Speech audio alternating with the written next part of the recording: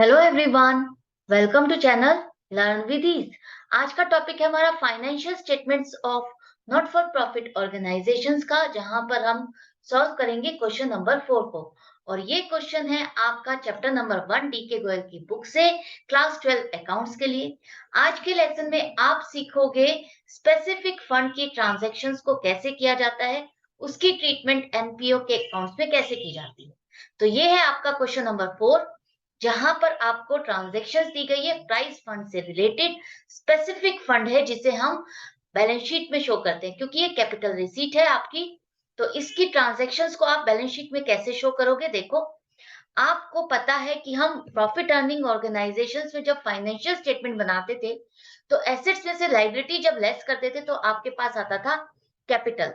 तो उसी तरह से जब एनपीओ के अकाउंट्स में आप एसेट्स में से लायबिलिटीज को लेस करते हो, तो वो आता है आपके पास कैपिटल फंड। और वो कैपिटल फंड होता है आपका जनरल फंड, जिसे एनपीओज यूज करते हैं जनरल वर्किंग के लिए, जनरल मेंटेनेंस के लिए एनपीओ की। वो जनरल फंड किसी भी इवेंट में यूज किया जा सकता है। लेकिन जब कोई फंड आपको स्पेसिफिक पर्पस के साथ दिया जाता है, वो हो जाता है स्पेसिफिक फंड, जिसे हम कैपिटल रिसीट की तरह से आपको बैलेंस शीट में शो करना है। वो आपका बैलेंस शीट में लायबिलिटी साइड पर आएगा। तो यहाँ पर प्राइस फंड उसी तरह का फंड है, स्पेसिफिक फंड है, जिसे आप लायबिलिटी साइड पर शो करोगे।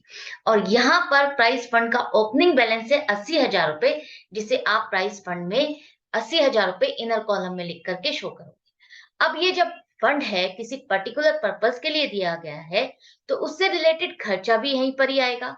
और उससे रिलेटेड जो भी आपने इस फंड को यूज करके अगर आगे इन्वेस्टमेंट की है, तो उस इन्वेस्टमेंट की इनकम भी आप इसी फंड में ऐड करोगे। तो नेक्स्ट आपके पास है interest on prize fund investments, 6,000 रुपए। तो इससे रिलेटेड जितनी इन्वेस्टमेंट है उसकी इनकम भी आप इसी में ऐड करोगे। Add interest received on prize fund investments, 6,000 रुपए। इसके बाद है, अब आपने इससे रिलेटेड खर्चा किया है इसी फंड को यूज करके, प्राइस दिए हैं, प्राइस गिवन है 10,000 रुपए के। तो इसी फंड से रिलेटेड खर्चे को आप इसी में से लेस करो, प्राइस इज गिवन 10,000 रुपए। नेक्स्ट है प्राइस फंड इन्वेस्टमेंट ऑन 1 अप्रैल 2018, 60,000 रुपए।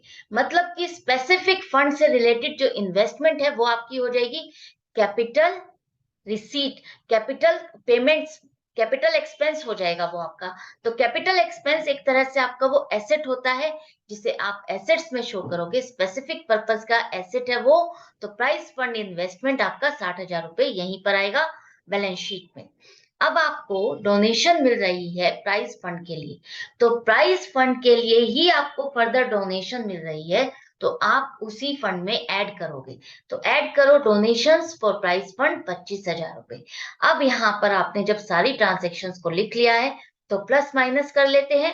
1,11,000 रुपए में से 10,000 रुपए माइनस करोगे, तो नेट अमाउंट आपके पास प्राइज फंड की कितनी आ जाएगी, 1,01,000 रुपए। तो इस तरह से आपने बैलेंस शीट में पर्टिकुलर स्पेसिफिक फंड से रिलेटेड जो ट्रांजैक्शंस थी उसको कैसे शो करना है, आज के लेसन में आपने सीखा है। समझ में आ गया होगा। अभी हम और भी स्पेसिफिक फंड से रिलेटेड क्वेश्चंस करेंगे, तब आपको और भी क्लैरिटी होती जाएगी।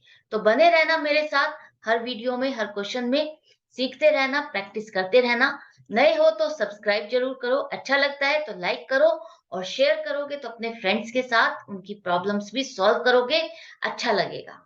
और बेल आइकन को प्रेस करोगे तो नोटिफिकेशंस आ जाएगी कि वीडियो डल गई है। ऑनलाइन क्लासेस के लिए आप मुझे व्हाट्सएप भी कर सकते हो। Goodbye and take care.